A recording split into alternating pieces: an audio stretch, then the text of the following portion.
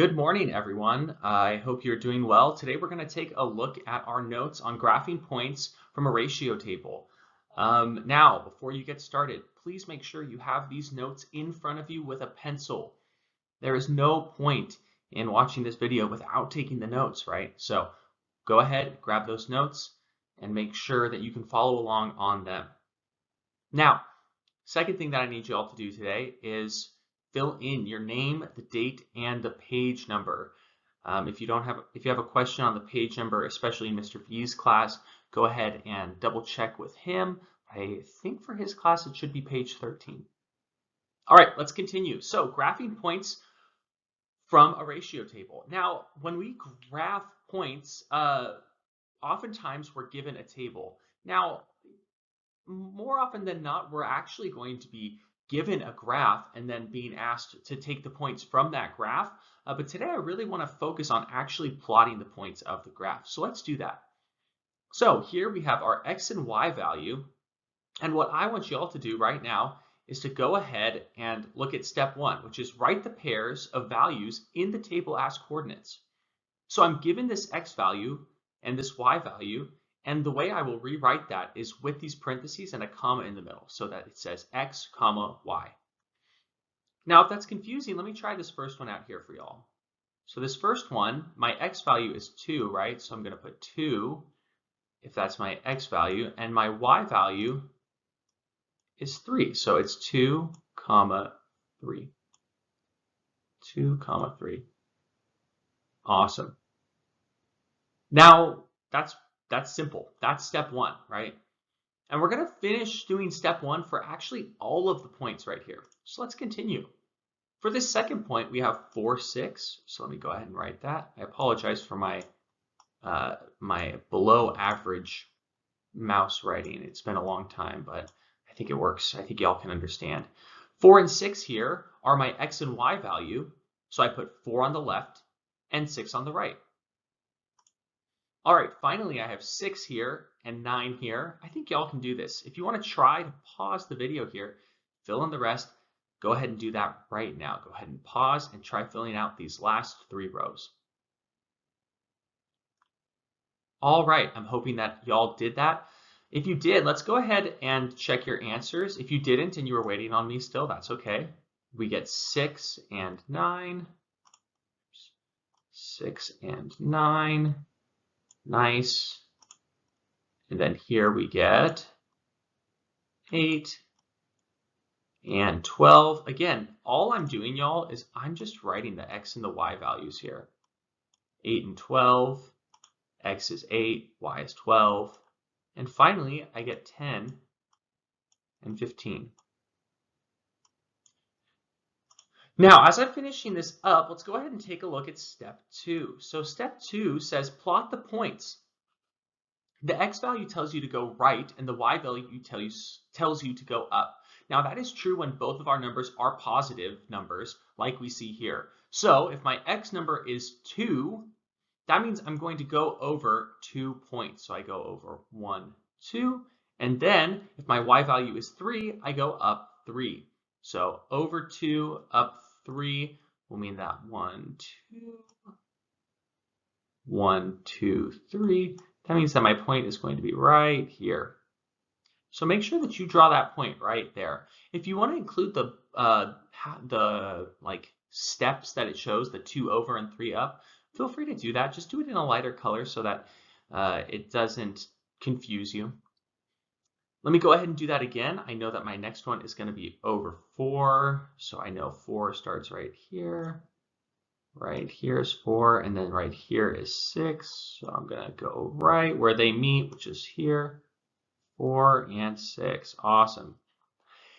Go ahead and pause and see if you can plot the next 3 points. Remember, you're first going with your X value, the first number in that ordered pair, or your coordinate, and that's going to be how far over you go. The second number you do is your Y value, and that tells you how far up you go.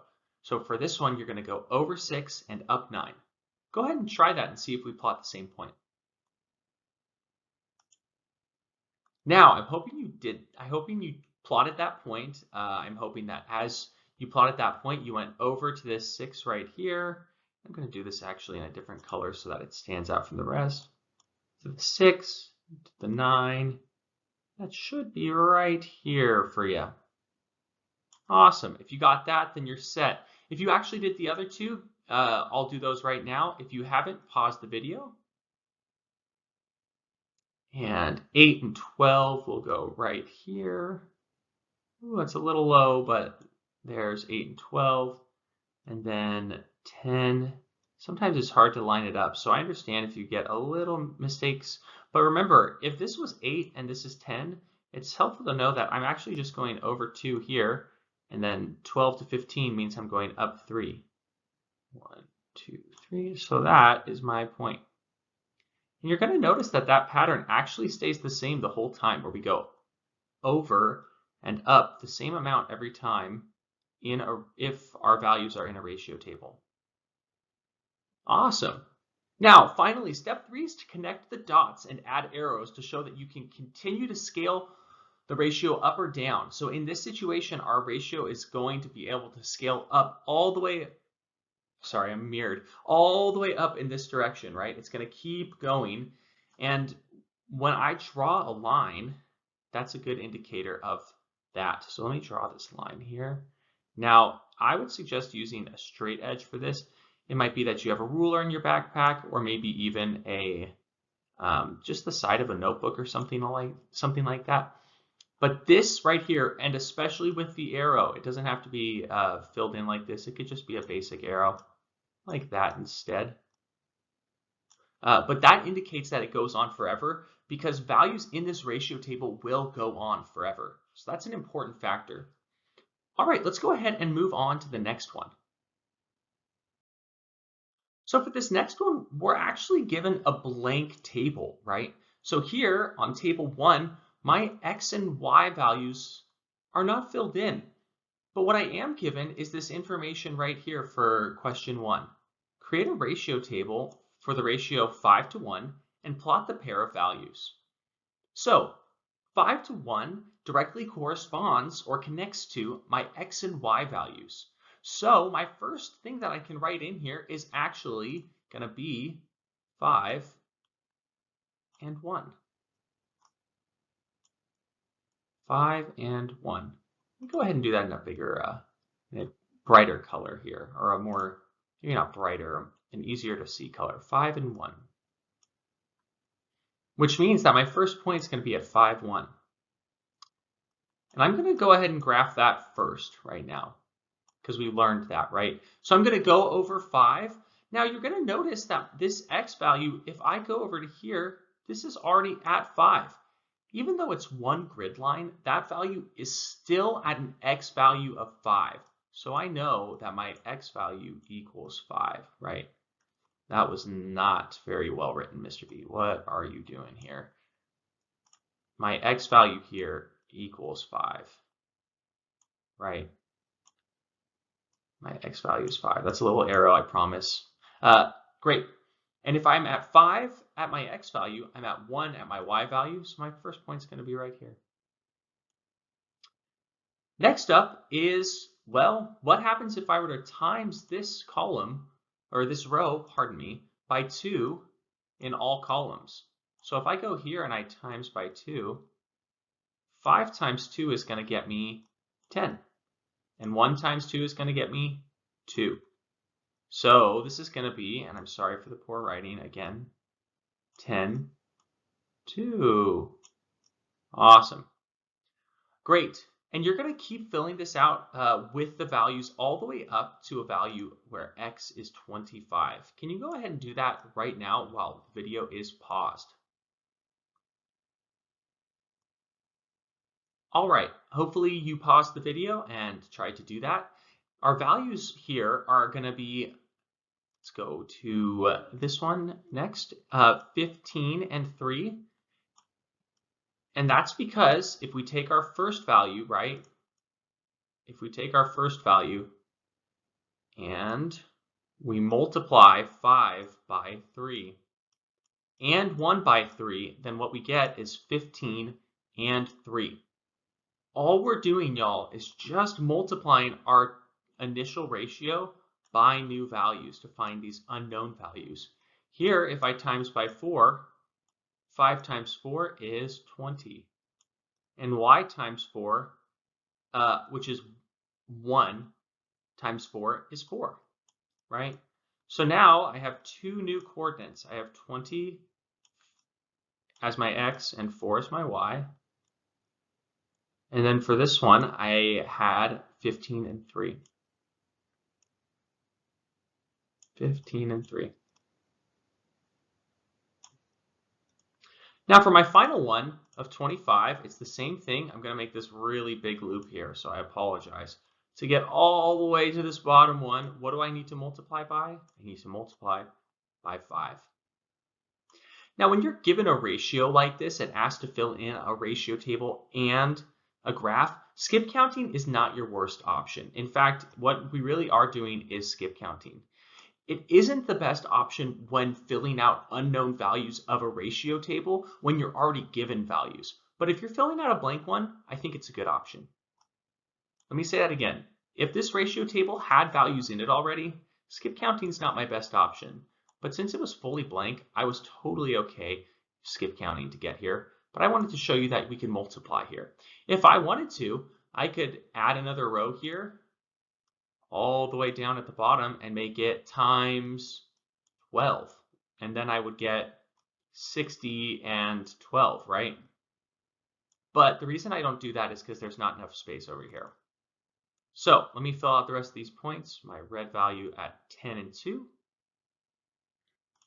My purple value at 15 and 3. Remember, x always comes first. So you always go over in your x value before you go up in your y value. My orange row was 20 and 4. And finally, my green row was 25 and 5. Now, students, what is something you notice about this graph? Start to think about that. What is something you notice? Let's go to the next one. All right, y'all, let's go ahead and take a look at question number 2. So for question 2, there's 1 cup of sugar for every 3 cups of flour in an oatmeal raisin cookie recipe. Create a ratio table that shows how much of each item would be needed when wanting to make more than 1 batch of cookies. Then plot the points on the coordinate plane. So here my x and y actually have, they represent something. Now, it doesn't say this specifically. However, for the sake of everyone, I want you to go ahead and make sure that your x represents your sugar. So if you'd like, you can, in small letters, or you can above it write the word sugar right here. So x is my sugar, and y is going to be my flour. Y is going to be my flour. Now, I'm doing this because the graph that we've given you has a maximum value that is larger in the y than the x, and my flour in the ratio of 1 to 3 is more than my sugar, right? Sugar is 1, flour is 3. That being said, it also says there is a 1 cup of sugar for every 3 cup of flour ratio, right? The ratio says in order sugar then flour. So usually we're going to do x and then y for that. Now let's go ahead and plug it in. First, we're given that known value of 1 and 3, so I'm going to just write those in. We have 1 for x, 3 for y, and then you're going to have these right here. All right, so we should get x is 1, y is 3. Oh, how do I know to go here? Well, I actually don't have a 3 in my y. This should be confusing. But if you zoom in here, you see that there's a 2 and then a 4, and I actually know that somewhere right in the middle, there is a 3. And then in between 6 and 4, there'd be 5, and then 7, etc. So we are skip counting here. This would be 1, right? But don't let that be too scary. It's okay if you put it right in the middle. Now, if you fill in the rest of these values, you should end with a value of 5 and 15 right here. So that means that 1 cup of sugar is used for or not 1. Oh my goodness. Even Mr. V makes mistakes. 5 cups of sugar are used for every 15 cups of flour. Now, I'm going to be real, that is way too many cookies for any one person to handle, so please don't have that many. In between all of those, your values should be 2 and 6, 3 and 9, and 4 and 12. I know I sped through that one, but I want us to make sure we are moving along.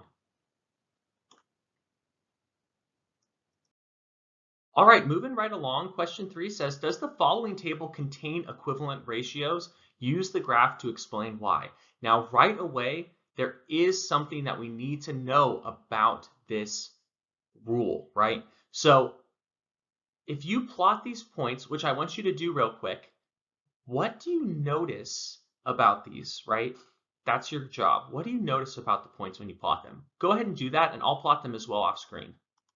1 point, second, third, and there are all of our points plotted. I've never cut like that before, so we'll have to see how that looks if it's weird. Anyway, what do we notice about all of these points?